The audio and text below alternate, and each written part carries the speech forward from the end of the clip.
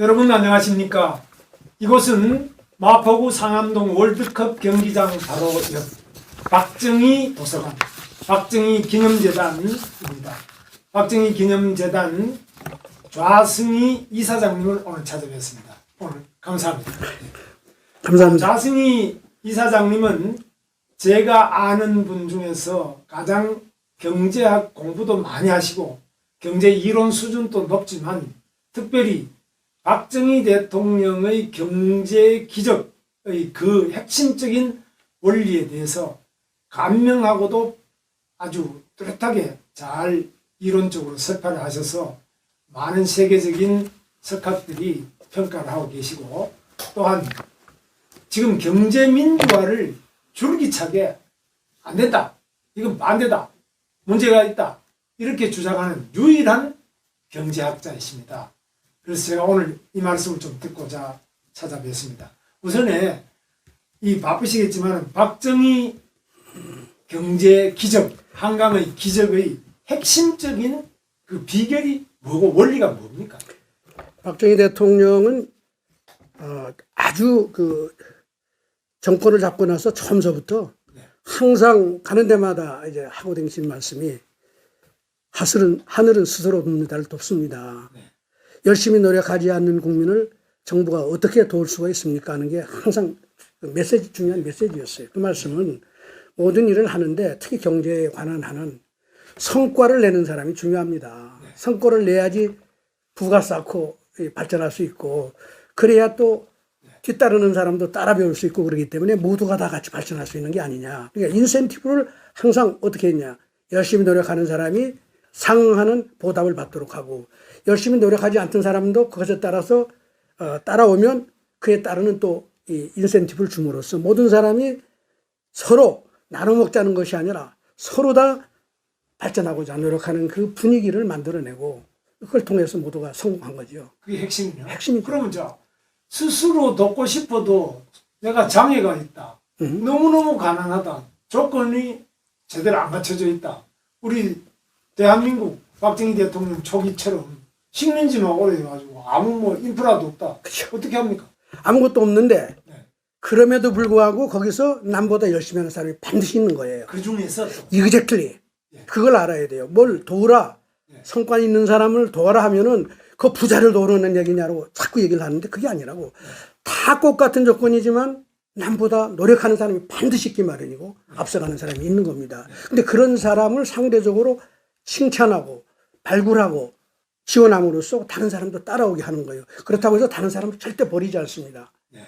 박정희 대통령 시절에 그 전체 그 경제 체제, 헌법 경제 조항을 포함해 이런 체제는 복지 지향 자본주의 국가를 지향한 거예요. 복지형. 뭐 복지라면은 박정희 대통령 복지 중에 우리가 가장 많이 칭송하는 게 의료보험.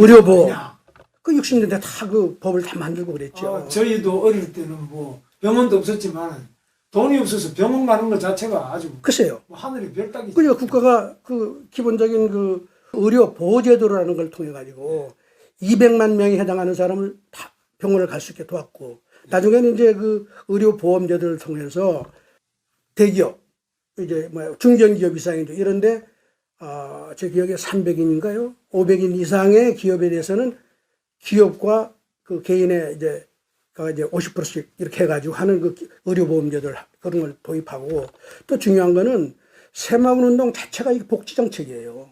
의식교육을 통해서 각자가 자기 개발을 하도록 하고 열심히 노력해서 부를 쌓게 소득을 늘리는 것이 새마을운동의 핵심 목표였거든.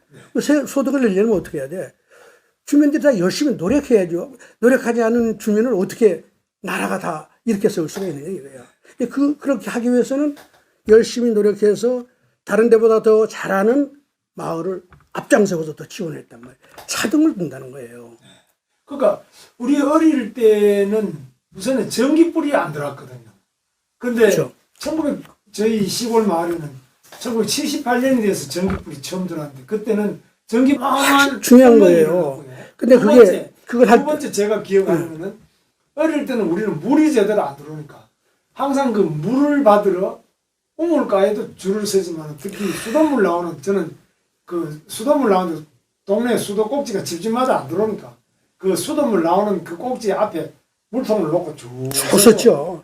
계속 나오는 게 아니니까 하루에 뭐 잠깐 한두 번 나오니까 그 언제 물이 나오나 가서 보고 물 나오면 물 받아오는 그게 참 큰 일이었고. 서울서도 그랬죠. 서울서도. 예, 그래서 이런 점에서 또 병원 없어서 뭐 병원 가는 건 아예 어려운 거고 이런 것들이 너무 큰 변화가 이루어졌고 특히 화장실에 그냥 뭐 구데기부터 그 냄새는 물론이고 너무너무 어려운 화장실 지금은 수세식 생각만 해도 와 이거 뭐 상상 못할 일이 일어난 거죠.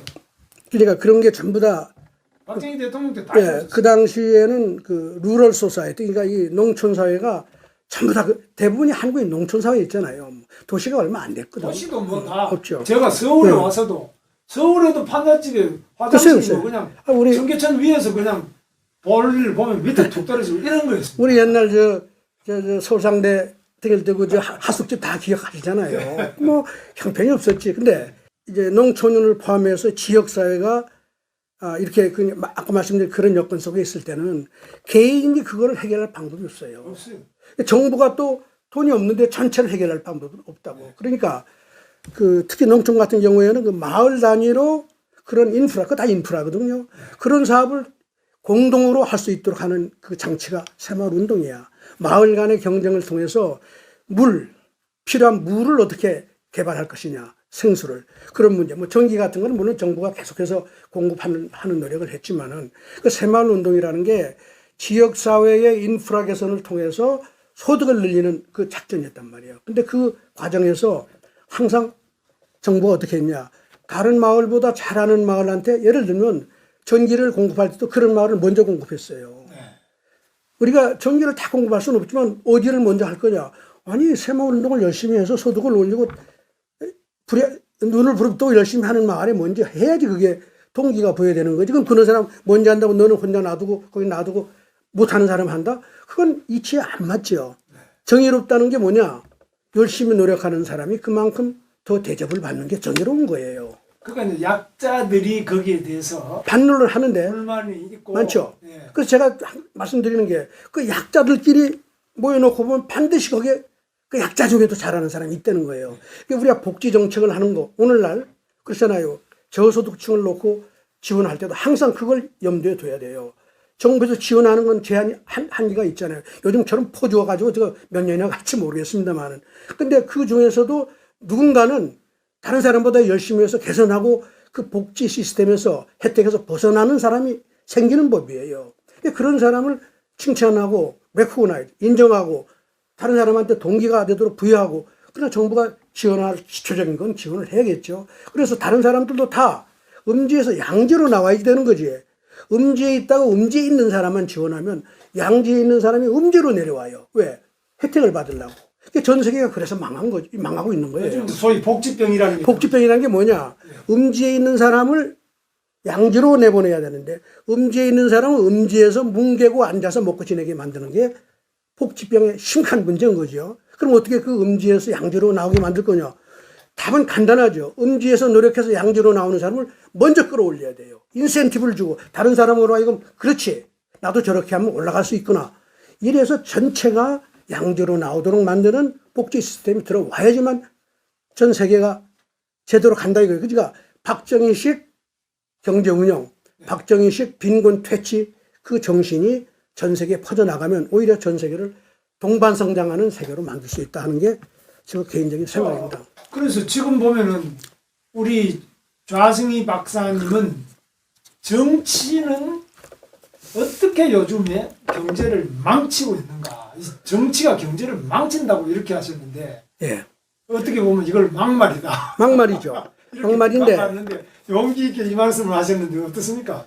원리적으로 예. 민주정치는 시장경제, 자본주의 경제하고 같이 가기가 아주 어렵습니다. 원리적으로 제가 이제 앞으로 뭐 이렇게 대화를 하겠습니다만은 근데 그거를 그 약점을 잘 피하는 나라는 어느 정도 버티지만 불행하게도 지난 20세기의 경험은 모든 민주주의가 그 약점에 다 빠지는 거예요. 근데 지금 전 세계가 다 어렵거든. 그 이유가 바로 정치가 가지고 있는 그 약점, 이거를 제대로 정치 지도자들이 이해를 못하거나 그걸 오히려 악용하고 있기 때문에 그렇다는 거죠. 그래서 경제학계에서도 보면 말이에요. 정치가 민주주의가 경제 발전에 도움이 되냐? 답을 찾지 못했어요. 긍정적? 그런 답이 없는 거예요. 아무 관계 없다. 민주정치하고 경제 발전은 관계가, 말하자면 유의한 관계가 없다고 하는 게 기본적인 결론입니다. 그리고 또 하나는 분배, 이 사회 정의를 위해서 분배를 개선한다 다 그러잖아요. 근데 이 분배라는 거는 아무리 연구를 해봐도 그 자체로서 존재할 수가 없는 거야. 성장이 안 되면 절대 분배는 개선될 수 없다는 게 경제학의 결론입니다. 근데 그 다음에 중요한 거는 그러면 이제 성장을 해야지 분배가 이제 개선된다는 걸 알았으면 성장하는 방법을 알아야 될 거 아니에요. 지금 경제학에서 자백하는 게 어떻게 해야지 경제가 성장하고 발전하는지 모르겠다는 게 경제학의 고백입니다. 자, 그러면 박정희는 그걸 다 해냈단 말이에요. 예. 그러면 경제를 제대로 발전시킨 것은 박정희 대통령 우리가 인정하지 않을 수 없다. 20세기 거의 유일한 경험이죠. 선진국까지 간 경험이란 말이에요. 그러니까 어쨌거나 박정희 정치는 경제의 기적을 일으켰다. 그 예. 업적을 가지고 있잖아요. 예. 그래서 박정희 대통령이 어쨌거나 경제를 망친 게 아니라 경제를 기적으로 만들어냈다. 근데 왜 이런 제목을 썼냐? 이런 주제. 그러니까 정치는 어떻게 경제를 망치는가? 정치를 해야만 경제를 보십시오. 기적을 가져올 수 있느냐. 자유민주주의의 핵심 가치가 뭐예요? 자유와 평등입니다. 그거 다 아시잖아요. 네. 뭐 박에도 얘기하지만 중요한 거는 자유평등의 양 수레바퀴가 민주주의 정치를 끌고 간다 그러죠. 그럼 경제는 뭐냐? 경제는 기본적으로 차등입니다. 경제에 평등이 들어오면 경제는 절대 움직일 수가 없어요. 시장은 움직일 수가 없어요. 왜 그러냐? 시장이라는 건 우리 모든 사람이 참여해가지고 제일 처음에 하는 게 뭔지 아세요? 선택하는 거야. 우리가 가지고 있는 자원은 호주머니 사정은 항상 유한합니다. 그렇기 때문에 아무렇게나 쓸 수가 없죠. 아무렇게나. 그러니까 모든 사람이 시장에 나가면 선택하는 거예요. 좋은 물건. 거래를 할 때 좋은 상대방을 선택하는 겁니다. 이 선택이 뭘 의미해요? 차별이라고. 시장에서는 기본적으로 차등과 차이와 차별이 만들어지지 않으면 그 시장은 작동하지 않는 거예요. 배급을 하면 되지. 그게 사회주의죠. 네. 그러니까 자유민주주의하고 사회주의는 같이 가기가 어렵잖아요. 마찬가지로 자유민주주의가 자유와 평등을 얘기하지만은 시장경제의 기본적인 그 작동 원리는 차등과 차별, 거기서 나오는 동기부여입니다. 내가 상대방한테 선택받기 위한 노력, 이게 시장의 기본 메커니즘이에요. 박정희가 그걸 잘 이용한 거죠. 그 동기부여를 잘 만들어냈단 말이에요. 시장이라는 거는 열심히 노력하는 사람을 선택해서 열심히 노력하는 그 주체를 선택해서 거기에 더 많은 보답을 하는 게 시장의 선택의 행위입니다. 우리가 시장 가서 뭐 하는 게 뭐예요? 호주머니에 있는 구매력을 가지고 좋은 제품을 사면 그건 좋은 회사를 지원하는 거라고. 삼성이라는 건 그래서 누가 뭐 무슨 뭐 억지로 만든 게 아니라 대한민국 국민이 선택해서 만든 겁니다. 그건. 좌파 쪽에서 주장하는 것은 삼성은 박정희 대통령 때부터 특혜를 주고 그렇다 그러죠. 또 밀수를 하고 그렇죠. 뭐 여러 가지 했죠. 불법 상속을 하고 그렇죠. 뭐 그런 얘기 하죠. 과잉 지배를 이제 독과점을 통해서 뭐 그래서 삼성 성장 다 그렇게 얘기하는데. 재벌이 그거 아니냐? 야, 좋아요. 근데 그 사람들이 돌아서서 그 이제 공적인 자리에서 하는 얘기입니다. 그렇죠. 다 떠들잖아요. 나는 정의롭다. 근데 그런 사람이 근데 딱 남이 안 보는 시장에 혼자 나가서 뭘 한다고 봐요. 삼성 핸드폰을 사지. 바로 그게 표리부동한 인간의 본성입니다. 지금 좌파라고 그러고 뭐 혹은 뭐 집권 정부나 이쪽에서 재벌을 비난하고 그러지만 그 사람들이 딱 사적인 영역에 가면 제일 먼저 하는 게 뭐예요? 그 불평등을 조장하는 선택을 계속 하는 거예요. 그렇기 때문에 삼성이 만들어지고 재벌이 만들어지는 거죠. 그 삼성도 물론 이제 중소기업에서 다 성장해서 된 기업입니다. 그 당시에 옛날에 삼성은 그건 중견 중소기업이죠. 오늘날 삼성하고 같다고 생각하면 안 되는 거지. 대구 가보면 삼성 상회에서 시작을 했잖아요. 가게. 아니 현대는 뭐 쌀가게에서 시작하고 나중에 뭐 자동차 수리 공장에서 시작하고 뭐 다 그런 거 아니에요. 그 기업이 어떻게 대기업으로 갔을까? 바로 박정희식 인센티브 구조가 작동한 겁니다. 그러니까 사람들은 나서면 뭐 부자가 나쁜 놈 뭐 이렇게 하지만은 딱 돌아서면 자기가 좋아하는 사람 부자 만드는 일을 계속 하는 거죠. 그러니까 이게 양립할 수가 없단 말이야. 정치인들은 입만 열면 평등 얘기하죠. 평등이자 소득도 평등해야 된다. 돌아서면 불평등을 만드는 일을 하는 게 정치인들이고 정치의 본성이다 이 말이에요. 근데 이거를 이해하고 어떻게 하면 시장의 선택적인 구매 행위를 잘 이렇게 굴러가게 함으로써 시장의 그 동기부여 장치, 발전하고자 하는 동기부여 장치를 살려낼 거냐 하는 거를 잘 하는 나라는 그나마 경제가 가지만 정치가 그 위에 떡 타고 앉아서 시장에서 나타나는 결과는 잘못된 거야. 우리 저건 교정해야 돼. 그러고 달겨들면 그 경제는 안 될 거 아니에요. 근데 그렇게 얘기하면서도 그 사람들은 사적 영역에 시장에 가면 반드시 삼성 물건을 산다. 그러니까 제가 죄송한 얘기지만 뭐 중소기업 요즘 장관 하시는 분 있지요. 그분이 제가 늘 하는 얘기가 삼성을 엄청나게 비판을 많이 해.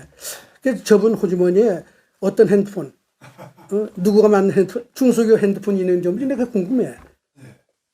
없지. 자, 그리고 경제민주화 그러면은 김종인 박사가 이제 경제민주화, 자기가 헌법에 경제민주화를 집어넣었다. 경제민주화는 자기 브랜드다 해서 나이 80이 넘었는데 그리고 뇌물죄로 2번이나 구속가 돼서 감옥 갔다 온 사람인데도 그래도 또 미래통합당에서 김종인 우리 박사를 비대위원장으로 모셔야 된다. 또 이번에 선거대책위원장을 모신다. 각 당에서 이게 상당히 난리를 정도로 이 경제민주화가 인기가 너무 좋아요. 이 표를 많이 받는 멋있는 말인데 경제민주화를 반대하는 유일한 분이 우리 좌승희 박사님인데 그렇죠. 이거 반대하면 욕 많이 먹지 않습니까? 많이 먹지요. 네. 극우라고 얘기도 하고. 예, 그 소리. 자, 그러면 제가 왜 이런 얘기를 할 수밖에 없었는지. 그러니까 아까 말씀드렸지만 경제는 절대 평등할 수가 없단 말이에요. 근데 경제민주화는 기본적으로 경제를 평등하게 만들겠다는 주장입니다. 그렇죠. 그러면 어떻게 같이 갈 수가 있느냐 이거예요. 앞으로 말은 좋죠. 목표는 평등하게 해야 되겠다. 지금은 아니지만 그런 민주화 과정을 거쳐서 수십 년이 걸려도 거쳐서 마침내 완전 평등하게. 그 결과를 다 평등하게 만들면 세상에 누가 움직이겠어요. 공산주의 사회주의 망한 게 다 그것 때문 아니에요. 말이 그럴듯하지만 경제는 민주화의 대상이 아닙니다. 여기서 제가 말씀드린 민주화라는 거는 1인 1표를 의미하는 거예요. 모든 사람이 같은 힘을 가지고 경제적으로 그리고 같은 소득의 분배를 받는 거는 시장의 기본 원리하고 안 맞는 거란 말이에요. 그렇죠? 그런데 이 경제 민주화는 경제를 평등한 경제로 만들겠다는 것과 다름이 없기 때문에 그건 궁극적으로 경제를 망하게 할 수밖에 없다 이런 거예요. 그리고 그중에 최근에 지금 민주당과 또 대통령과 주요한 인사들 하는 거 보면은 박원순 시장도 마찬가지입니다만은 토지 공개념, 토지 국유화 이런 이야기를 많이 하고 있어요. 이 문제점에 대해서 한번 말씀. 그도 마찬가지죠. 시장 경제라는 건 아까도 했습니다만은 그 기능상으로는 선택을 통한 차별, 그걸 통한 동기부여가 기능이지만 시장 경제를 바치는 가장 중요한 이념적인 기초는 사유재산권과 경제적인 자유입니다. 선택의 자유야. 이게 두 개가 없으면 시장 굴러갈 수가 없죠. 그리고 선택의 자유를 주면 사유재산권과 그걸 주면 반드시 시장에서는 차등이 생기게 되어 있는 거예요. 그렇죠? 모든 문제가 다 그렇단 말이에요. 토지에 대해서도 뭐 국유화를 얘기하고 뭐 공유화를 얘기하지만 지금까지 그렇게 성공한 나라가 없어요. 그러니까 토지 국유화라고 하는 것이 공산주의, 사회주의의 첫걸음 아닙니까? 첫걸음일 뿐만 아니라 첫걸음이죠. 이제 그 말씀을 하셨기 때문에 중국이 그럼 어떻게 사회주의 국가가 경제가 저렇게 발전할 수 있었겠느냐. 그 첫 번째는 토지의 공개념, 공유화를 포기했기 때문에 되는 거예요. 토지 이용을, 토지 소유를 완전히 허용하지는 않았지만 이용을 자유롭게 자본주의 사회처럼 쓸 수 있게 해주는 거죠. 그게 중국 경제 발전의 핵심 원리 중에 하나입니다. 농업에서도? 농업에서인데, 근데 재밌는 건요. 농업에서는 아직도 집단 농장 체제가 완전히 그 개념이 해체되지가 않아가지고 아직도 그 공유 개념이 들어가 있기 때문에 농촌이 우리 새마을 운동을 배워갔지만 발전하지 못하는 거예요. 지금 중국의 가장 큰 딜레마가 뭔지 아십니까? 도시에는 토지를 국유화했지만은요, 쓸 수 있는 데는 아무런 제약이 없어요. 오히려 더 유리해. 토지를 소유하지 않으면 재산세를 낼 필요가 없잖아요. 땅을 이용세만 내는 거지. 50년, 100년. 아파트를 지으면 아파트 그거는 사고 팔고 다 할 수 있잖아요. 그러니까 실제로는 우리가 땅을 소유하고 거기다가 뭐 땅을 많이 부동산 투기다 뭐다 그래서 세금을 많이 매기면 땅을 보유하고 활용하는데 엄청난 비용이 들지만 오히려 중국에서는 소유권이 없으니까 재산세를 안 내잖아요. 그 대신에 중국에 가서 그래서 사업하는 보면은 갑자기 정부가 거기 길 닦는다고 비켜라. 그럴 수 이런 갑자기 그럴 수 있죠. 사회생활권이 보장이 안 되기 때문에 그래서 이제 그런 엄청난 땅을 다 뺏기고 이런 거. 그러니까 소유권이 없으니까 네, 불안해. 그 불안하다는 것이 시장 경제 궁극적인 발전의 장애가 될 수 있는 거죠. 그러나 인더민타임 그러니까 그 동안에는 그런 불안이 있음에도 불구하고 소유권이 없다는 불안에도 불구하고 이용의 제약이 없었기 때문에 심지어는 아파트를 200채씩 가져도 문제가 없는 사회가 중국이란 말이에요. 200채 가져도 되네. 그렇죠. 뭐 신문에도 많이 나오잖아요. 그게 중국이라고요. 그게 바로 동기부여가 돼서 모든 사람이 죽자 살자 그 부를 축적하는데 몰입을 하니까 저게 30년 만에 저렇게 올라오는 거 아니에요. 근데 농촌은 어떻게 됐냐. 집단 농장을 하면서 공유제가 이제 일부 들어갔단 말이에요. 근데 그걸 풀어주지 않았어요, 아직도. 그러니까 그 사유재산권이 없으니까 새마을운동 하면 되겠어요? 새마을운동이라는 게 뭐예요? 자본주의 정신을 깨운 겁니다, 우리나라는. 자기 땅을 열심히 개발하고. 근데 그 자기 땅이 생산성을 높이는데 모든 마을이 동원돼서 인프라를 까는데 다 참여한단 말이에요. 그렇게 하니까 무슨 얘기인지 알죠? 자기 소유가 있기 때문에 그나마 참여해서 농촌의 개선운동에 참여하고 소득 증대에 또 도움도 되는 거죠. 근데 이게 그 집단 토지 소유가 사유와 확실하게 그게 안 되어 있기 때문에 새마을운동을 가도 그 동기부여 장치가 잘 안 되는 거예요. 그래서 지금 중국이 소득 분배가 거의 최악의 국가입니다.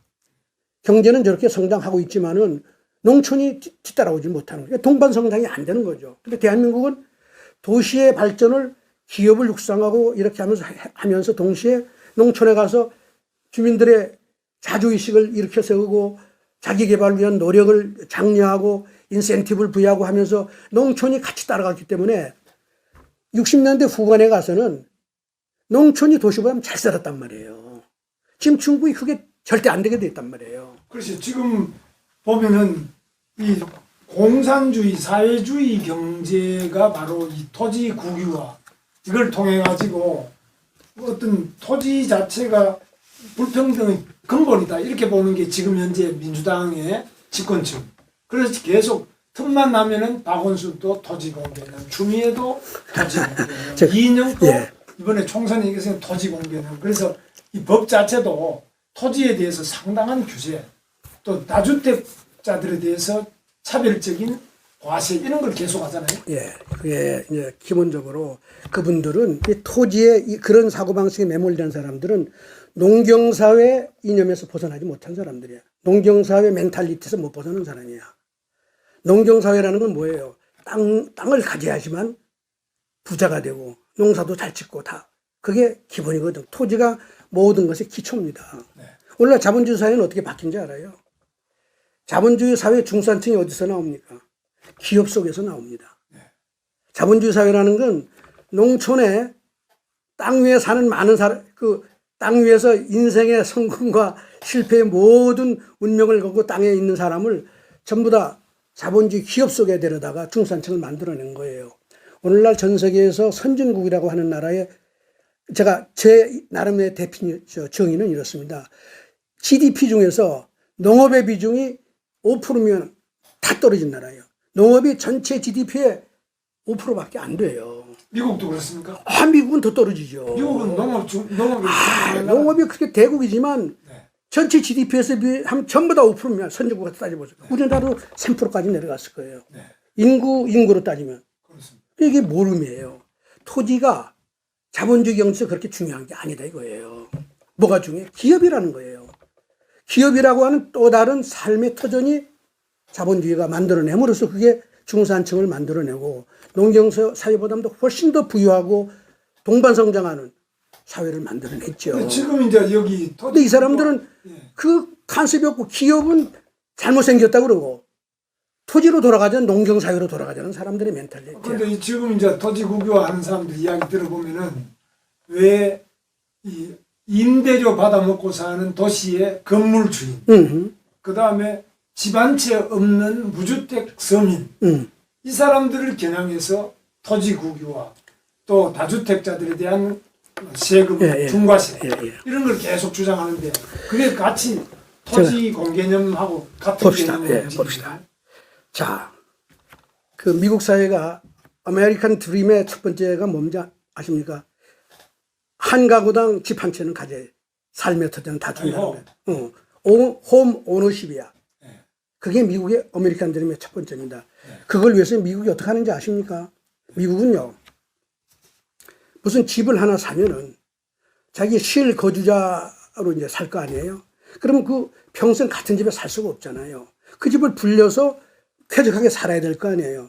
그런 목적으로 집을 팔고 새로 사고 팔고 사고 집을 늘리고 더 큰 집으로 가는데 세금이 하나도 없습니다. 자기 일가구는 그렇죠. 그게 뭘 의미해요? 부를 쌓게 만드는 나라야. 부를 축적하게 만드는 나라예요. 우리나라는 집 한두 번 팔았다가 망해. 그거부터 고쳐야죠. 그러면 토지하고 관계없어. 그러니까 이 사람들이 모르는 게 그겁니다. 이게 이제 더 나가면 뭐 우리나라 중소기업 성장하는 안 하는 것도 다 그런 관계가 있어요. 가업성계 막는다고 말이에요. 상속세를 60%씩 묻으면 기업은 없어진다고. 이런 거를 무슨 평등한 사회를 만든다고 그러니까 다 잘못된 거예요. 그러니까 아까 말씀드린 대로 그러니까 젊은 사람들이 집을 소유하는 드림은 그렇게 해서 실현하는 겁니다. 맨 처음에 예를 들면 전세방에 들어갔다가 돈 좀 더 축적해서 조그만 아파트 하나 사고 그걸 늘리고 하는데 아무런 제약이 없단 말이에요. 우리는 팔면 양도세, 사면 무슨 뭐 또 하면 다시 사면 또 이게 집 몇 번 팔고 나면 망하잖아요. 이게 나라가 말이 되냐 이게. 그러면서 무슨 집을 갖게 해준다? 안 되는 거죠. 그리고 또 하나는 그 집을 다주택자를 처벌하는 게 얼마나 문제냐면 집은 아무리 많이 가져도 그 집을 자기가 다 살 수가 없는 거 아니에요. 집을 많이 가지면 결국 남을 위해서 서비스하는 거라고. 그게 시장에 쏟아져 나오면 집값을 다 낮출 거 아니에요. 그리고 집 없는 사람도 필요하면 아무 때나 빌려갈 수 있고 이게 미국의 또 다른 보안 정책이죠. 집을 가능한 많이 공급하는 거예요. 그 다주택자를 소위 징벌적으로 처벌하는 것 자체가 그 드림을 없애는 거예요. 그리고 임대료 문제도 그건 사적 계약이잖아요. 그건 뭐 규정에 의해서 다 서로 사유재산권을 침해하지 않는 범위 안에서 시장에 의해서 작동이 되는 거죠. 그거를 정부가 나서서 시시콜콜 어떻게 그걸 다 규제를 합니까? 천차만별의 그 직업이 있고 업종이 있는데 그걸 뭐 획일적으로 그게 바로 경제민주화가 가져오는 핵심 그 부작용이 되는 거예요. 이게 만약 그렇게 잘못하면 결과적으로 누가 손해를 보냐. 돈 있는 사람들은 모든 문제가 규제가 잘못 들어오면요. 피해를 제일 먼저 보는 건 경제적으로 제일 약한 사람이 먼저 보는 거예요. 모든 세상의 이치가 부작용이 혹은 위기가 오면요. 제일 약한 사람이 제일 피해를 먼저 보는 겁니다. 그러니까 그런 사람을 보호하려면 이게 섣불리 잘못 그런 이념에 사로잡혀가지고 하면은 생각을 해보세요. 그 집을 가진 사람도 그 집 하나를 얻기, 말하자면 임대주택을 하나, 말하자면 시설을 하나 사기 위해서 온갖 고생을 해서 다 해서 한 거 아니겠어요? 그만 앉아서 보는 게 아니잖아요. 근데 그런 사람들을 합당하게 예우를 안 하면 어떻게 그런 건물이 많이 만들어지고 그런 오피스 혹은 무슨 점포로 쓸 수 있는 그런 그 용도의 시설이 어떻게 많이 공급이 되겠나요? 그 공급이 많이 돼야 되는 거 아니에요? 그래야지 임대료가 싸는 겁니다. 왜냐하면 무슨 얘기인지 아시겠죠?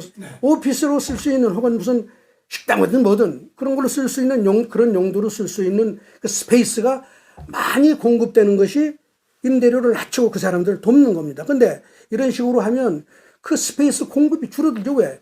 내가 임대 좀 하려고 건물 하나 마련해서 했더니 이게 온갖 규제하고 이게 약자도 온다고 규제하고 자기는 충분한 보상을 못 받으면 나 이거 안 하겠다 그러면 어떻게 돼요? 그런 용도의 건물이 안 나오면 약자가 더 어려워지는 거예요.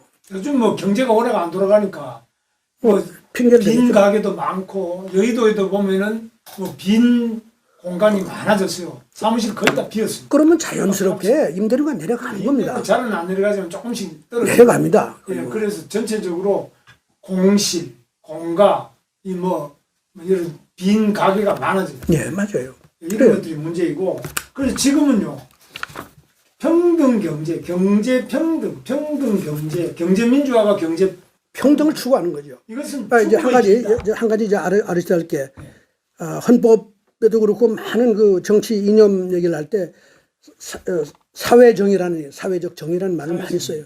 그게 존 스튜어트 밀이라는 사람에서부터 시작이 됐다고 그러는데 그거는 다른 말로 표현하면 분배 평등입니다. 평등 분배를 의미하는 거예요. 그러니까 사회정의를 얘기하는 사람들은 기본적으로 머릿속에 분배는 평등해야 된다. 이게 들어가 있다는 거죠. 근데 질문이 아까 이제 막 평등의 의미에 대해서 여쭤보셨는데 정치적인 평등이라는 건요. 정치적인 평등. 그건 앱솔루트, 절대적인 평등이야.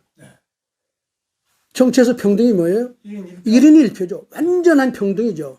물론 경제민주화라는 말이 나온 배경은 이 평등한 투표권을 다 줬지만은 실제로 그 선거 과정에서 부유한 사람들은 그러니까 이제 정치 헌금을 많이 해서 헌금을 많이 받은 사람은 못 받은 사람에 비해서 말하자면 이제 그 부유한 사람들을 대변하는 정책을 많이 내놓고 이렇게 함으로써 표를 많이 얻어서 당선되기 때문에 경제적으로 평등하지 않으면 실질적인 정치적 평등이 안 된다고 보는 사람들이 있는 거예요. 모든 사람한테 투표권 하나 줬다고 그냥 평등하게 되는 게 아니라 그 사람들이 그 투표권을 행사하는 배경이 되는 그 부를 평등하게 갖지 않으면 그 선거 결과에 서로 다른 영향을 미칠 수 있기 때문에 실질적인 평등이 안 된다 그래서 그럼 어떻게 해야 되느냐? 기업 안에서 소득을 각자 배분해야 된다 이거예요. 그러면 아시다시피 자본주의 경제는 기업 경제란 말이에요. 그럼 다 소득을 평등하게 받으면 니나 내나 다 같으니까 결과적으로 절대적인 평등 그게 실현이 되지 않느냐. 여기서부터 경제민주화라는 그래서 경영민주화라는 말이 먼저 나왔어요. 기업의 경영을 민주화하자. 기업 경영은 민주화의 대상이 아닙니다. 기업 경영은 기본적으로 비민주적인 장치예요. 기업이라는 거는. 그게 없으면 기업은 존재할 가치가 없어요. 경제 이론으로 따지면 기업이라는 게 기본적으로 수직적인 명령 조직을 통해서 관리해 나가는 관리 시스템이거든. 근데 그거를 없애버리고 민주적으로 하면은 예를 들면 1인 1표에서 사장 뽑고 1인 1표로 해가지고 분배하면 기업은 망하는 거예요. 그게 사회주의 경제가 망한 이유가 아니겠어요. 그래서 이제 경제민주화 얘기가 나왔죠. 근데 그러면 평등이 뭐냐 말이에요. 평등에는 일반적으로 세 가지 개념이 있습니다. 하나는 법 앞의 평등, 다른 하나는 결과의 평등, 또 다른 하나는 기회의 평등이죠. 결과의 평등이라는 건요. 공산주의 사회주의 개념이죠. 아시죠? 뭐 지사님이 저보다 공산주의 사회주의 더 연구를 많이 했으니까 모든 사람이 그냥 경제적으로 평등한 거죠. 모든 면에서.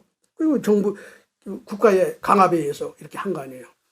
이거는 성공하지 못한다는 건 이미 다 증명이 됐단 말이에요. 그러니까 그 사회주의 이념에 경도된 사람들이 만들어낸 또 다른 개념이 뭐냐. 그게 기회의 평등입니다. 그럼 결과는 평등하게 할 수 없지만 기회라도 평등하게 만들어야. 듣기 좋은 말이죠. 좋죠. 아주 그게 지금 전 세계 지식인을 다 사로잡고 있죠. 네. 저는 반대예요. 아마 제가 유일할지도 몰라요. 그런 것 같은데요. 왜 그러냐. 살상해봐요. 기회라는 게 그 자유제, 공기처럼 아무나 마시고 할 수 있는 재화가 아닙니다. 기회라는 건 노력하는 사람한테만 주어지는 특혜예요. 특권이라고. 아무한테나 기회를 나눠줄 수 있다면 세상에 못할 일이 어디 있고 또 그러면 정부가 아무한테나 기회를 같이 나눠줄 수가 있나요? 못하는 것이죠. 이거 불가능한 일이야. 기회라는 건 분명히 말씀드리지만 노력과 비용을 들이고 시간을 들여서 노력한 결과에서 얻어지는 게 기회라는 겁니다. 그 공짜가 아니란 말이에요. 이거를 공짜로 생각하는 사람들이 지금 그건 사회주의나 주의자와 똑같은 사람들이에요. 예를 들면, 그렇죠. 예를 들면, 서울대학 예를 들어서 죄송한데, 많은 사람이 원하니까, 서울대학에 입학시험을 칠 자격을 부여하는 거하고, 입학시험을 치고 합격해서 들어갈 기회는 같은 게 아니에요. 시험은 칠 기회가 있죠. 그거는 얼마든지 법 앞에 평등이 바로 그걸 의미하는 거죠. 뭐 인간으로서 대한민국 국민으로서 주어진 법에 의해서 내가 꼭 입시 시험을 칠 자격은 주어지지만 결과 서울대학 들어가는 거는 결과를 갖게 만드는 거지만 모든 사람이 다 서울대학 들어가면 좋겠다고 그러잖아요. 심지어는 서울대학 없애고 서울대학을 다 들어갈 수 있는 그게 기회의 평등이라고 보는 거예요. 네. 서울대학을 내가 못 들어가면 그 대학 공부할 좋은 교육을 받을 기회가 없어졌으니까 기회가 불공평하지 않느냐 하는데 그거는 잘못된 생각이다 이거예요. 그러면 어떤 평등이 경제하고 같이 갈 수 있느냐. 법 앞에 평등입니다. 모든 사람이 헌법 앞에 평등하게 자기가 추구할 걸 추구하지만은 결과나 그것에 따라서 나오는 기회는 다를 수 있는 거예요. 제 말씀은 기회의 평등을 얻으면 그게 민주사회의 가장 기본적인 권리죠. 그럼 그게 자체가 기회야. 그러나 그걸 통해서 뭘 얻는 거를 기회라고 생각하면 안 된다 이게. 좋습니다. 자, 요즘에 개헌 이야기도 많이 나오는데 이제 180석까지 확보했기 때문에 개헌 이야기도 시동을 걸어요. 근데 원래 개헌은 우리 좌승희 이사장님도 개헌론자 아닙니까? 그래서 경제민주화. 경제민주화 항을 바꾸자는 개헌은. 예, 경제민주화 이걸 빼버리자. 예. 그런데 지금 이거 빼려고 하다가는 나중에 오히려 지금 토지공개념 제도가 들어가게 생겼어요. 의석 분포 자체가.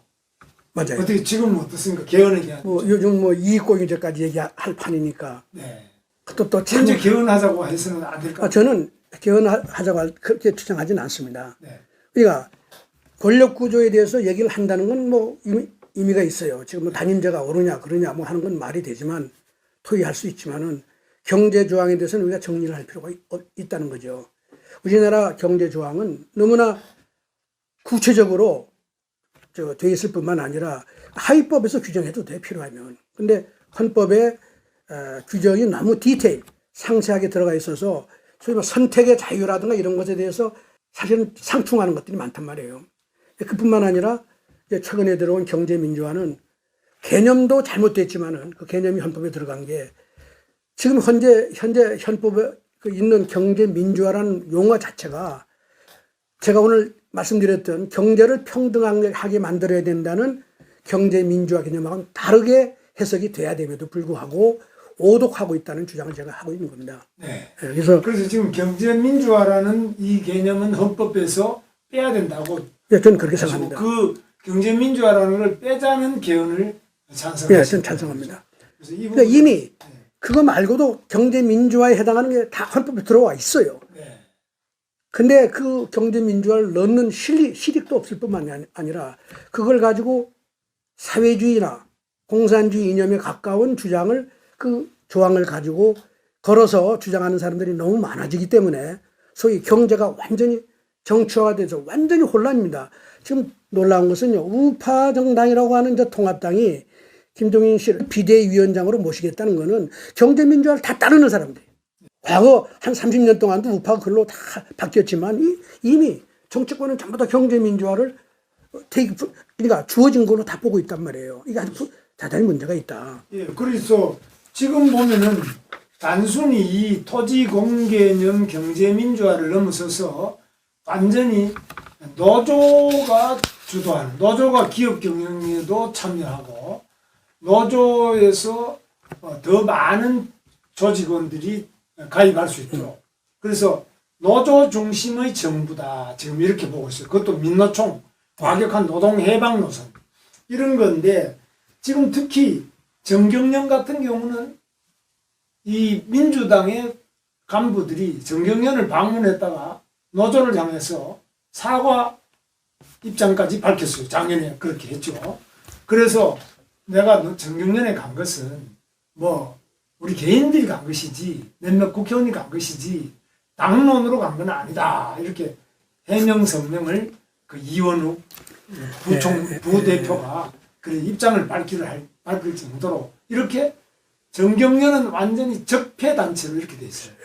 그러면 민주노총은 민주단체고. 그래서 이 부분에 대해서 기업인들은 다 정경련을 탈퇴를 하더라고요. 이거 어떻게 보십니까? 그 노조가 이제 주도한다는 말씀이 경제민주화 개념의 출발이 불평등이라고 그랬잖아요. 부의 불평등이 문제인데 부를 평등하게 나누는 방법은 뭐냐? 경영을 민주화하자는 거예요. 경영 민주화를 하려면 어떻게 해야 됩니까? 옛날 유고에서 뭐 레이버 매니지 컴퍼니가 만들어지고 그랬었잖아요. 노조가 힘을 잡고 노조의 뜻에 따라서 1인 1표로 부를 나눠 가지면 되는 거죠. 이게 다 같은 맥락이에요, 이게. 그래서 이미 뭐 너무 당연한 순로를 따라서 지금 가고 있는 것이죠. 그동안에 이제 지금 야권을 봐도 그렇고, 지난 30년 동안 우리가 소위 말하면 이 오독된 경제 민주화에 의해서 대기업은 청산 대상이고, 그렇죠? 뭐 중소기업으로 그냥 편안하게 먹고 살게 도와주는 게 중소기업 정책입니다. 성장을 전혀 관심이 없죠.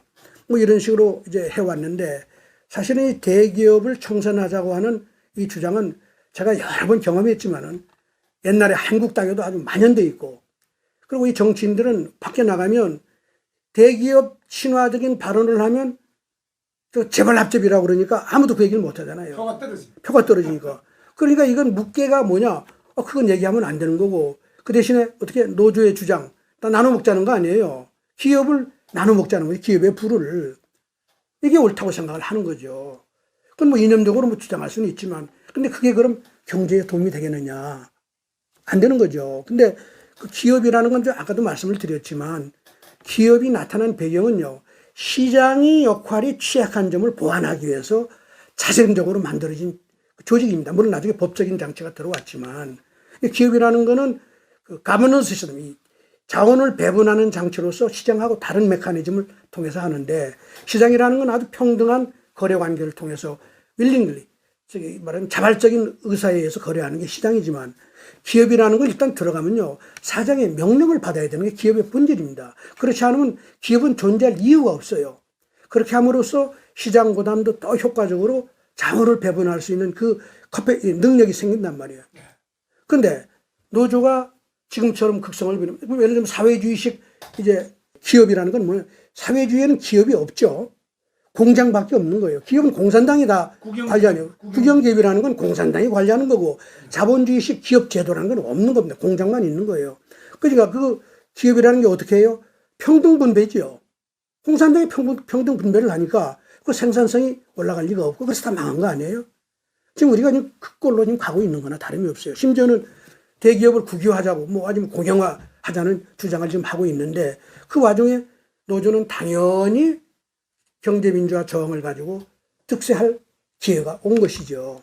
그래서 뭐 안타까운 일이에요. 그러니까 대기업들이 그동안 이런 문제를 좀 공개적으로 논의를 하고 학자들도 나타나서 얘기를 하고 해서 국민들의 오도된 이 이념적인 그 성향을 바꿔야 되는데 그거 다 실패한 거니까.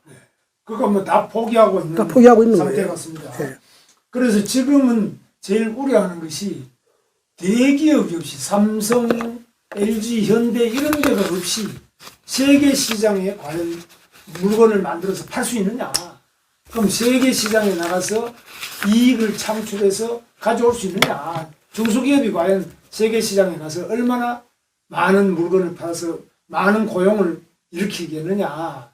이런 점에서 참 답답한 길로 가고 있는데, 이걸 보면서도 대기업 자신도 말을 안 하고 경제학자들도 말을 안 하고, 지금 이게 보통 문제가 아닌 것 같아요. 예. 뭘 말씀드릴까 참 너무나 중차대하고. 대책이 없네요. 제가 그 결과를 조금 보여드릴까 봐요. 제가 뭐 자료 하나 준비한 게 있으니까.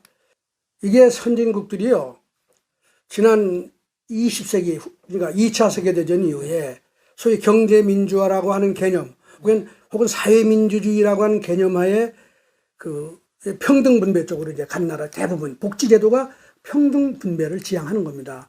뭐 그 정도까지 극단적으로 가지는 않지만은 60년 동안 했는데 거의 모든 나라가 성장률이 지금 다 1%대에 다 내려와 있거든요. 선진국 보세요. 저 맨 위에 있는 게 이게 싱가포르인데, 싱가포르는 참 이게 제가 여기 올리기도 그렇습니다만은 나머지 선진국들 전부 다 이거 2% 미만, 다 1%대에 내려와 있단 말이에요. 지난 60년 동안 성장률 1%를 향해서 간다고 얘기한 나라가 있나요? 없잖아요. 자, 그러면 우리나라는 이제 중진국에 들어가 있지만 제가 선진국만 얘기할게요. 분배는 어떻게 됐냐? 분배 잘하겠다고 그랬는데 60년대 중반까지 괜찮다가 후반까지 70년대 초반서부터 전 세계 선진국들이 분배가 다 악화되는 거예요. 지금 올라가는 게 악화되는 다 악화되는 게 진위 개수란 말이에요. 이걸 묶으면 뭐냐. 지난 60년 동안 경제민주화한 거 아니에요. 소득은 평등하게, 분배는 평등하게 하겠다고 그러는데 성장은 안 되고 분배는 또 악화됐단 말이에요. 이게 아까 경제학계에서 성장이 안 되면 분배는 안 되는구나 하는 거를 발견했다고 하는 게 바로 이겁니다. 자, 그래서 제가 또 하나 보여드릴게요. 이건 우리나라입니다. 우리나라 경제 성장의 장기 추세입니다. 이게 이제 60년을 그려놨는데 이걸 보시면 공교롭게도 1980년대 말 경제민주화가 들어왔죠. 정치민주화가 되고 그때부터 성장률이 다소 완만하지만 꾸준하게 30년 동안 성장률이 떨어져서 지금 1%대까지 내려왔어요.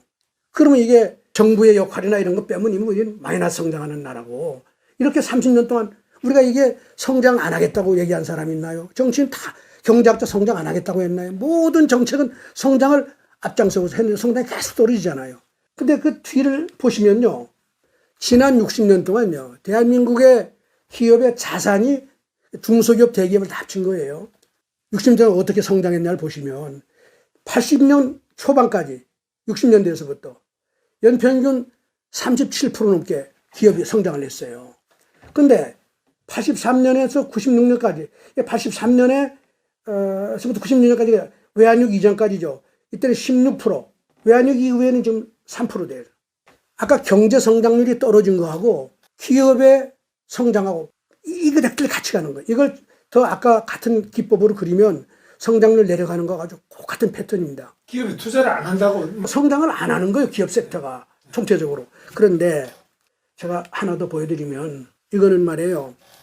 95년서부터 한 25년 되나? 한 30년 가까이 되죠. 이게 포춘 잡지에서 매년 500대, 세계 500대 기업을 국별로 조사해서 발표하는 그 자료를 제가 찍어 놓은 거예요. 자, 보세요. 한국이 대단히 그동안 잘했죠. 근데 지난 한 30년 동안 한국은 그 기업이 20개를 넘지 못했어요. 90년대 중반에 해가지고 그게 계속 그냥 지금까지 해서 지금 한 17, 8 정도 갔나? 2018년입니다만은. 그런데 더 재미있는 건 보세요. 중국이 말이에요. 이 빨간 겁니다. 보시죠. 이 중국 요구에. 올라가는데 놀라운 것은 2002년에 우리나라를 추월했습니다. 그리고 그 다음에 2012년에 일본을 추월했어요. 그리고 18년, 19년에는 중국이 미국을 추월했습니다. 이게 뭘 의미하냐요? 그럼 저 이제 다 전부 친중 세력으로 다 바뀌잖아요. 트럼프 대통령이 지금 중국을 잡으려고 그러는 게 뭘 잡으려고 그러냐? 중국 기업을 잡으려고 그러는 거예요. 미국을 보세요, 저게. 90년대 초중반에서 이제 계속 치고 올라가다가 이게 2000년대에서 꺾이기 시작하죠. 미국 1등이란 말이에요. 일본이 오랫동안 2등을 했습니다. 60년대 이후에 하다가 언제 2012년에 중국한테 추월을 당하고 이 계속 내려오잖아요. 일본 경제가 어려운 게 바로 이 기업 숫자를 보면 너무나 분명히 보이잖아요. 미국 경제가 2000년 초반까지 저렇게 하다가 이 중국이 등장하면서 이게 꺾이기 시작했단 말이야. 지금 이제 문제는 이 표에서 오히려 이 좌파들은 중국은 뜨는 해고 미국은 지는 해단 말이에요. 이렇게 보면 중국으로 붙어야 되겠네. 공산주의가 좋으네. 이래서 한국 좌파가 안 하고 계속 그 답을 친중 친북으로 가고 있어요. 그 답을 제가 좀 드릴게요. 예. 중국이 이렇게 기업 육성을 잘한 거는 자본주의적 방식으로 한 거예요. 그러니까 공산주의. 자, 잘 들으세요. 중국 공산당이 이렇게 하니까. 근데 그렇게 하자. 중국이 뭘 착각하고 있느냐. 예. 제가 얘기하는 식으로 중국이 이렇게 온 게 자본주의적 방식으로 성공했다는 걸 인지하지 못하고 공산주의를 잘해서 성공했다고 생각하면 큰 착오다 이거예요. 근데 현실은 오케이. 한국 그래서 좌파들이 그렇게 잘 보세요. 지금 중국이 시진핑 이후에 사회주의로 밑으로 돌아가고 있습니다. 이게 자신감이 생겼죠. 큰 착각이다 이거예요. 더 자본주의화를 하지 않으면 이 추세를 유지하기가 어렵습니다. 근데 그럼 미국은 뭐냐? 트럼프 이전에 어느 한 사람이 중국에 대해서 문제 제기를 한 사람이 있나요? 미국의 무임승차를 하고 중국 기업들이 미국 기업을 다 노하우를 훔쳐먹은 거 아니에요. 이래서 이 턱 밑에 오니까 트럼프가 뭐라고 그래요? 중국 잡아야 되겠다 그런단 말이에요. 경제학자들 다 트럼프 반대입니다. 글로벌리즘에 맞지 않다 이거예요. 그러나 글로벌리즘 소위 그 국제 경제가 아주 자유롭게 그러니까 거래를 국제 거래를 잘해서 모두가 발전한 모든 세계에 같이 번영하는 이 개념은 적대 국가가 없어야 되는 거야. 한 나라처럼 화목하게 지낼 수 있는 평화로운 체제라면 글로벌리즘이 최고지만 어느 한 나라가 이상한 생각을 가지고 내가 어느 나라를 추월해서 경제 헤지모니를 잡겠다고 나오면 이거는 다 깨지는 거예요. 그냥 놔뒀으면 트럼프가 없었으면 미국은 그냥 갈 거 아니에요. 이거 금방 지금 작년에 2019년에 추월했단 말이에요. 그러니까 이게 보통 문제가 아니죠. 보통 문제가 우리는 바로 옆에 있는 나라로서 더구나 문제죠. 분단된 나라로서 이거 신중이 확 강해지죠. 자, 그러면 우리가 1900년대 초중반까지는 중국보다 앞섰단 말이에요. 이걸 알아야 돼요. 이거 맨 밑에 있는 거예요. 이게 재밌는 거는 일본이 이제 3등이 된 겁니다. 요 밑에 세 나라가 불란서, 독일, 영국이야. 요 세 나라가 그냥 주고받고 하는데 이게 다 쭉 내려오죠. 근데 우리는 조금씩 올라가지만은 저때 계속해서 우리가 기업 육성 정책을 했어야 되는 거야. 제2, 제3, 제10, 제20의 삼성이 나오는 박정희식 패러다임을 했었으면 이게 우리가 이쪽으로 갈 수 있죠. 일본을 따라잡으면 세계 1등 국가가 되는 거죠. 뭐 국토가 작으니까 미국하고 경쟁은 못하겠지만 그러나 세계 최고의 기업을 예를 들면 일본보다 더 많이 가지고 중국보다 많이 가지면 그게 경제력 아니겠어요. 그러니까 이게 지금은 문제가 지금 문재인 정부는 이 좌파 정부가 친중 친북을 통해서 저상승하는 중국의 흐름을 타고 예. 올라가겠다. 그래서 좌파 정책 지금 코로나 예. 바이러스 이후에 포퓰리즘과 또 전체주의를 강화해서 중국처럼 가겠다 이렇게 보고 이렇게 봐야 돼요. 공산주의나 사회주의 시장 경제 아니에요. 사회주의 시장 경제 체제임에도 불구하고 성장한 거지. 그것 때문에 성장한 거 아니다 이거예요. 그냥 제가 계속 말씀드리는 거는 아까 토지 이용에 대한 그 자유화 있잖아요. 그게 통상적인 자본주의적인 사고보다 훨씬 더 자본주의적인 실용성이 있는 거예요. 중국이 그건 최고죠. 실용주의에 관한 한 중국이 그건 어느 나라보다 앞선 나라란 말이에요. 자, 그래서 그 토지 이용을 자유화했을 뿐만 아니라 기업 경영을 말이에요. 완전 자본주의화했다고. 자, 국영기업을. 그래가지고 자본주의적인 그 스피릿, 그거를 경제에 집어넣어가지고 이렇게 왔는데 이게 이제 사회주의가 잘했다고 착각을 하고 있고 우리 국가, 대한민국이 중국이 잘하는 게 사회주의 시장 경제를 잘해서 됐다고 우리도 그리로 가야 착각해서 하면 중국으로 가는 거다 이 말이에요. 네, 우리가 지금 그 문재인 정부의 기본 구상은 바로 친중, 친북 노선을 통해서 그러니까 많은 사람들이 가겠다. 중국의 부상을 사회주의 그 재림으로 착각을 하는데 그거는 경제를 잘 모르는 사람들이에요. 그 부분은 별도로 한번 좀 예. 이 점검을 해야 되겠습니다. 예. 자, 오늘 이렇게 굉장히 어렵고 복잡한 문제, 경제 민주화, 정치가 어떻게 경제를 망치는 거냐, 그리고 기업을 너무 억압을 하고 노조 위주로 이렇게 하면 어떻게 되느냐 여러 가지를 말씀해 주셨는데 굉장히 어려운 문제고 또 이 부분에 대해서 논쟁이 많이 줄 수 있는 문제인데 그 말씀이 나왔기 때문에 경제민주화에서 조금만 우리 김종인 그 의원 전 의원님 그 얘기를 좀 조금만 더 해야 될 것 같아요. 왜냐하면 이게 너무나 중요한 거라서 우리나라 헌법의 그 개정 역사를 보면요, 재헌헌법은 유사 사회주의 헌법입니다. 기간 산업을 국유화, 국영화해야 된다고 선언을 했어요. 기간 산업, 사회주의. 그 다음에 사기업에 대해서도 이익을 노조하고 균점해야 되는. 오늘날 이익 공유제니 뭐가 다 거기 들어가 있는 거예요. 그 다음에 사회 정의를 추구하고 균형적인 경제 발전을 해야 된다. 이게 다 경제 민주화 조항이 다 들어가 있는 겁니다. 그래서 저는 다른 말로 표현하면 우리 재헌헌법은 경제 민주화 헌법이다 이렇게 봐도 틀리지 않은 거예요. 그런데 박정희 대통령이 집권하고 나서 제3공화국이 들어오면서 헌법 개정을 했습니다.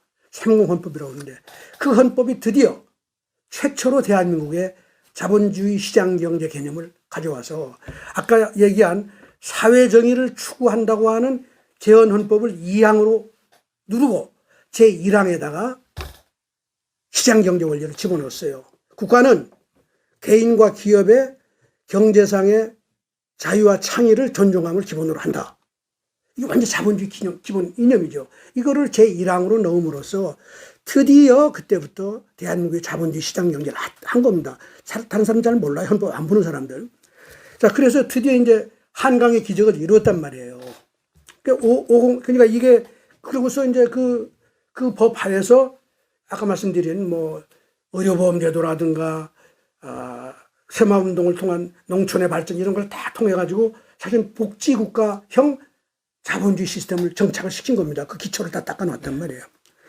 그런데 오공학이 들어오면서 이 헌법에다가 손 안 댔어요. 거기다 단지 손댄 거는 기업의 독과점을 규제 조정할 수 있다 하는 걸 넣었단 말이에요. 그거는 뭐 일반적으로 들어갈 수 있기 때문에 좋아요. 그래서 그 헌법 조항이 1항, 2항, 경제 조항이 3항으로 해서 1항은 시장 경제가 우선이다. 두 번째는 소위 말 경제민주화를 할 필요가 있다 하는 그게 할 수 있다는 게 들어가 있고, 그 다음에는 규제, 대기업에 대한 독점 규제를 할 수 있다고 해놨단 말이에요. 그런데 87년 헌법을 할 때 뭘 했냐. 여기에다가 경제민주화라고 하는 구조를 놓고 1항과 2항으로, 그러니까 1항을 그냥 살려놓고 30 헌법에서 들어온 1항을 그냥 살렸어요. 대한민국 경제 질서는 개인과 기업의 경제상의 자유와 창의를 존중함을 기본으로 한다 살려놓고 2항을 새로 만들었는데, 그게 그동안에 있었던 그 경제 민주화와 관련된 조항을 다 정리해서 집어넣습니다. 그리고 나서 또 경제 민주화는 말은 안 썼죠. 그리고 나서 또 경제 민주화를 또 위해서 한다는 그러한 그 조항을 넣었어요. 이건 좀 우리 국민들도 좀 봐야 돼요. 119조입니다. 지금 현재 119조 1항이 대한민국 경제 질서는 개인과 기업이 경제상의 자유와 창의를 존중하고 기본으로 한다. 이게 훌륭한 조문이에요. 이게 대한민국 한강의 기적을 가져온 조문입니다. 근데 2항을 만들었어요. 87년 헌법에서. 국가는 균형 있는 국민 경제 성장 및 안정과 적정한 소득의 분배, 이게 다 경제 사회정의를 추구한다는 거예요. 그리고 시장의 지배와 경제력의 남용을 방지한다. 이건 독점이죠. 그리고 경제 주체간의 조화를 통한 경제의 민주화를 위해 경제에 관한 규제와 조정을 할 수 있다. 이 항을 이렇게 바꿨는데, 이 핵심 문제가 뭐냐면은, 이거 보세요. 칸마가 여기 들어가 있잖아요. 소득 분배를 유지하고, 엔드입니다.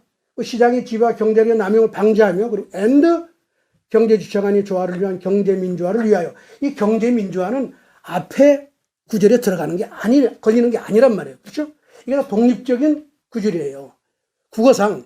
자, 이거를 위해서 경제에 관한 규제와 조정을 할 수 있다. 이렇게 되어 있는데, 제가 주장하는 거는 이미 앞에 두 구절이 경제 민주화의 개념을 다 과거의 헌법에서 다 받아가지고 넣었기 때문에 이미 이거는 여기 들어와 있는데, 왜 또 갑자기 추가로, 이건 리던던트하단 말이에요. 이게 동어 반복이 된단 말이에요. 경제 주체 간의 조화를 통한 경제 민주화를 여기 넣어야 될 이유가 뭐냐 이거예요. 이건 헌법을 만든 사람들, 국어를 한 사람도 만일 이걸 같은 거를 되풀이했으면 이건 대단한 실수입니다. 헌법이 이렇게 할 수가 없다고. 이 세 개 구절은 독립적인 거란 말이에요. 그래서 저는 오독이라고 보는 거죠. 그러면 이제 문제는, 그럼 이 조항은 뭘 의미하느냐. 이게 이제 중요한 논쟁거리가 남아있는데, 이게 이제 그렇습니다. 이게 김정인 의원도 이거를 이 뒤에 마지막 아까 경제 주체 간의 조화를 통한 경제 민주화, 이 경제 민주화를 서구의 그 경제 민주화, 뭐 사회주의 개념과 유사한 거죠.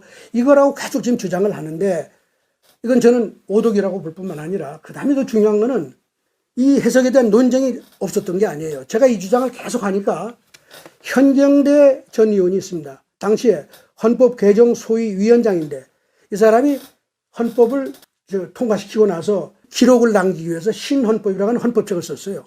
1988년에. 이 속에서 이 조항을 해석을 했습니다. 이건 뭐라고 해석했냐. 경제 운영이 민주화다 이거예요.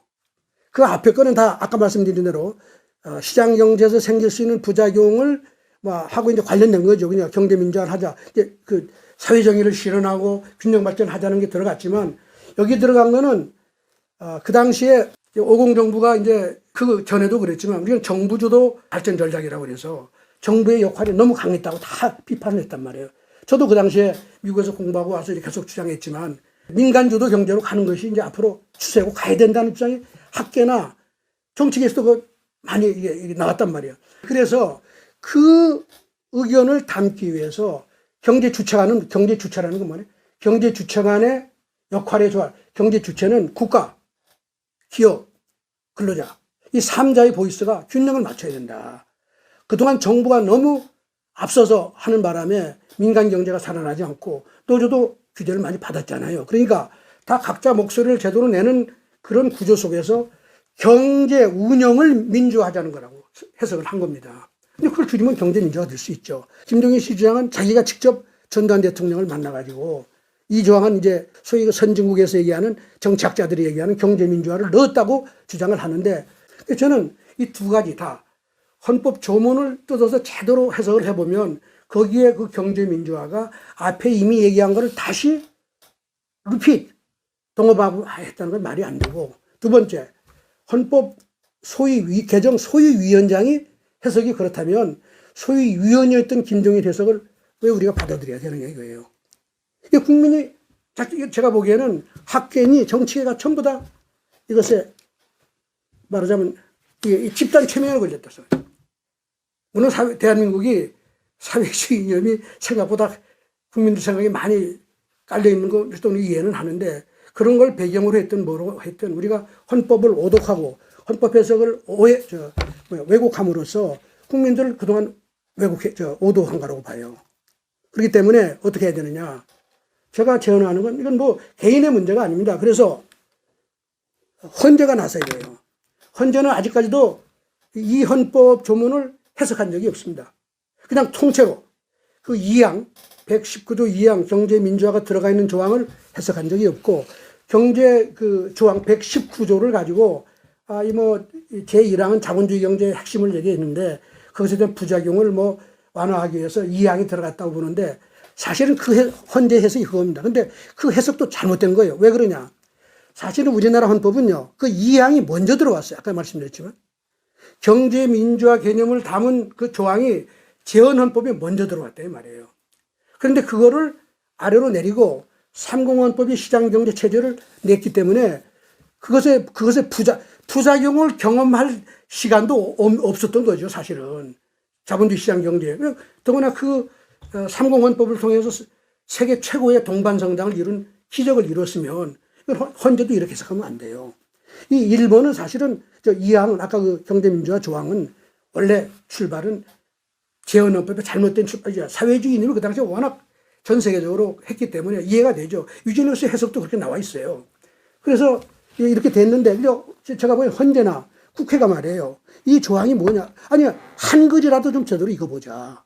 그걸 이제 바랍니다. 그래서 국민들한테 우리가 저는 30년 동안 좀 잘못된 거 아니냐는 거를 누가 밝혀야 되고, 특히 지금 집권당이 이걸 이용해가지고 온갖 거 다 하잖아요. 하겠다고 그러는 거 아니에요, 지금? 이런 조항 때문에 지난 30년 동안 경제를 정치화했단 말이에요. 완전히 정치가 경제를 주물렀습니다. 아까 얘기한 차등과 차이를 기본으로 하는 경제 기본 원리를 다 죽여버렸단 말이에요. 다 죽였죠. 그걸 죽이는데 온 세상이 몰두를 하니까 아까 보여드렸다시피 성장이 활력을 가지고 잘 될 리가 없고, 더 나가면 기업이 성장을 제대로 못하는데 중소기업을 포함해서 어떻게 일자리가 늘어나고 분배가 개선이 되느냐 이거예요. 이거를 국민들이 좀 알 수 있도록 이게 제대로 국가의 책임진, 저는 그냥 정말 힘도 없는 그냥 학자 아니에요. 제가 주장하는 것이 전 일리가 있다고 봐요, 논리적으로. 물론 이제 우리 좌승희 박사님이 이야기하시는 것이 경제 원리, 특히 자유기업의 원리와 자유시장 경제의 원리에 가장 부합한 말씀이라 하더라도, 지금 이것을 오히려 바로잡기 위해 가지고 말씀하시는 내용이 국회는 더 토지 부지와 또 노조 중심의 경제 운영, 기업 운영 원리를 주장하는 사람들로 180석을 채워버렸고, 헌법재판소도 박근혜 대통령 탄핵과 지금 또 헌법재판소가 점점 더 좌경화가 돼서 현재로서는 아마 국회와 헌법재판소에 넘기면 오히려 지금보다 더 악화될 가능성, 해석을 더 악화할 수 있는데 환경에 직면하고 있습니다. 그런데 저는 그러나 국어를 한 사람이라면 그 보면 아까 보였잖아요. A, B, C가 있는데 다 동등하단 말이에요. A, B가 이미 경제민주화를 얘기를 했는데 왜 C에 다시 경제민주화를 얘기해서 헌법에 그런 조문을 넣느냐 이게요. 저는 이해할 수가 없어요. 그리고 해석도 그 현경대 씨가 현장에서 하고 그렇게 했는데 왜 그게 논의가 안 되는지 저는 이해할 수가 없어요. 그러니까 지금 국어의 문제라기보다는 이거는 그야말로 정치의 문제로 예. 헌법을 해석해서 죄 없는 사람도 다 탄핵하고 감옥에서 32년 형을 다 살게 하는 이런 법치가 지금 완전히 위기에 처해 있는 상태입니다. 그래서 아까 보여드렸지만 이게 우리가 성장이 이렇게 안 된다는 걸 금방 보셨잖아요. 네. 그 민주화 이후에 이렇게 계속 성장률이 떨어지고 있는 거예요, 이게. 그렇습니다. 그런데 더 중요한 거는 분배는 어떠냐? 이 분배 지표예요. 진위가 악화되는 거예요. 악화되고 있잖아요, 이게. 90년대 이후에 조금 내려가는 듯하다가 계속 악화되는 거예요. 요거 요즘 발표도 안 해, 이제. 2016년 걸 제가 업데이트를 안 했는데 2016년이면 발표도 안 합니다. 자, 그러니까 지난 30년 동안 우리가 소위 경제 민주화라는 그 개념 하에 대기업 규제하고 중소기업은 무조건 뭐 그냥 이게 중소기업 천국이 된 거죠. 이렇게 하고 뭐 온갖 그 아까 말씀드린 뭐 무슨 개념이 뭐냐 하면서 규제를 잔뜩 해왔는데 그 뭐 하겠다고 그래서 성장도 잘하고 분배도 잘하겠다고 그러는데 선적보담도 더 문제가 있다 이 말이에요. 성장 안 되지, 분배 안 되지. 이게 그냥 이렇게 가도 되냐? 그래서 지금은 이 좌승희 박사님의 말씀이 많은 부분에서 자유시장 경제의 기본 원리, 자유기업의 기본 원리에 맞는 말씀을 하시지만 이게 전혀 받아들이기는 고사하고 거꾸로 비판을 받을 수밖에 없는 이런 정치적인 분위기로 계속 강화되고 있습니다. 이런 상태에서 그래도 굽히지 않고 박정희 정신으로 박정희 기념재단에서 이러한 한국 경제를 살리고 새로 한 번 더 박정희 시대의 기적을 다시 한번 일으켜보자.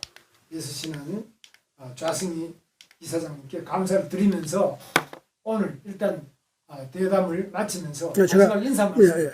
제가 이제 이런 얘기를 한국 경제의 흥망성쇠라는 책을 하나 2017년에 이제 맥밀란이라는 Rise and Fall of Korea's Economy 이거 다 얘기를 한 겁니다. 그리고 최근에 이제 서울저널 에코노믹스에 한국 경제의 이익을 실증적으로 분석을 해서 왜 한국 경제가 어려워지고 있냐 이런 식으로 이제 해석을 다 했는데 그럼 어디로 가야 되느냐는 얘기만 할 거 어떻게 해야 되느냐 답은 사실은 간단합니다.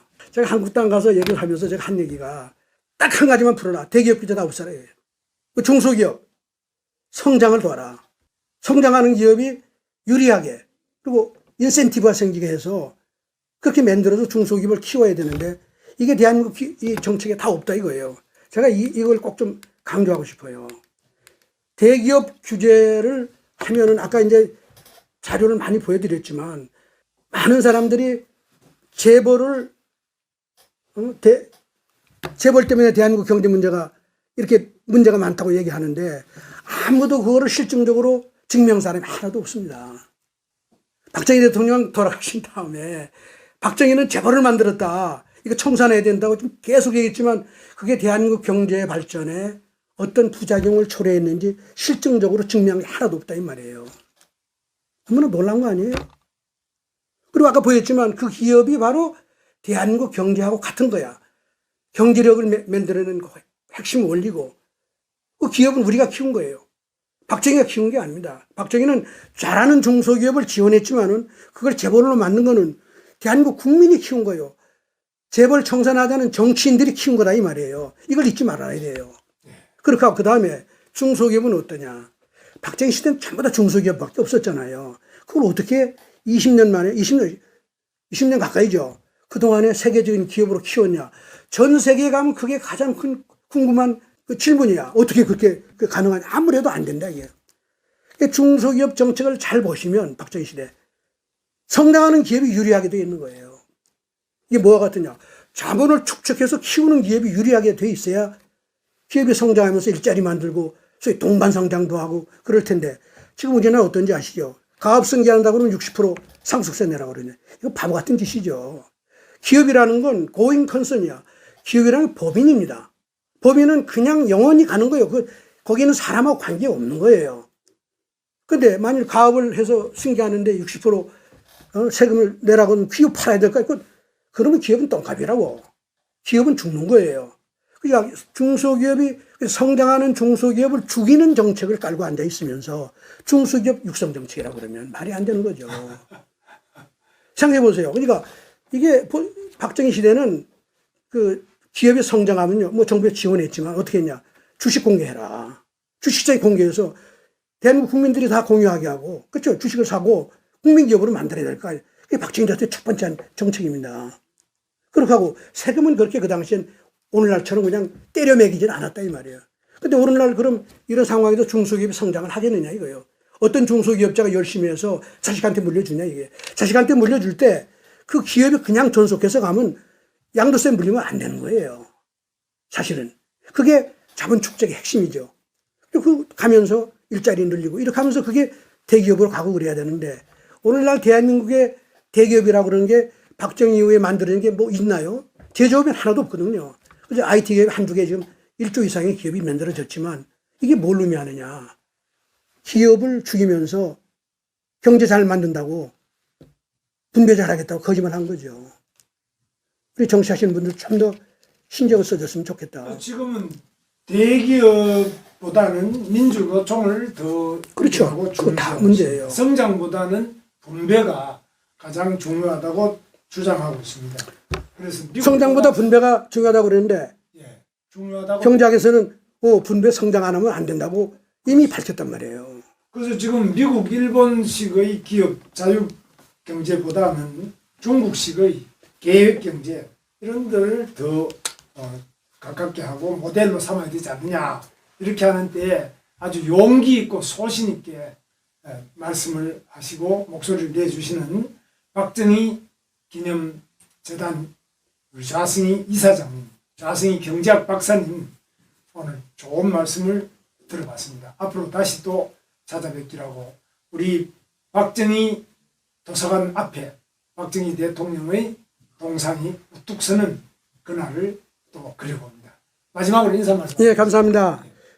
우리 재단 PCH TV, 박정희 TV 이 스튜디오를 방문해 주시는 걸 감사하게 생각하고 오늘 또 이런 얘기를 할 수 있는 기회를 같이 가진 것을 참 다행이라고 생각합니다. 왜냐하면 다시 경제민주화의 열풍이 불 것 같아서 그래도 국민들한테 조금이라도 진실을 좀 알리는 것이 그래도 뭔가 나라에 기여하는 일이 아닌가 싶어서 제가 욕먹을 각오를 하고 했으니 그렇게 좀 양해해 주시면 감사하겠습니다. 네, 오늘 감사합니다.